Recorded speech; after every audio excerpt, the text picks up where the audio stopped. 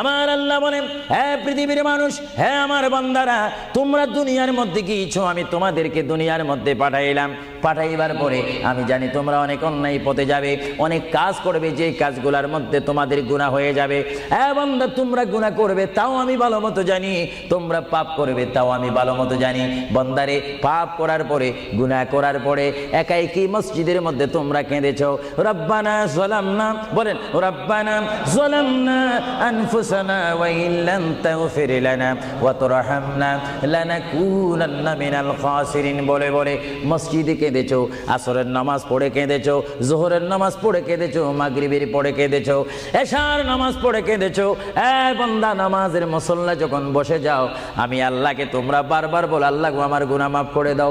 তারপরও আমি তোমাদের গুনাহ মাফ করে নেই। তারপরও তোমরা নিশি রাত্রে, মানুষ যখন ঘুমে যায়, তোমার বিবি যখন ঘুম যায়, তোমার ছেলে যখন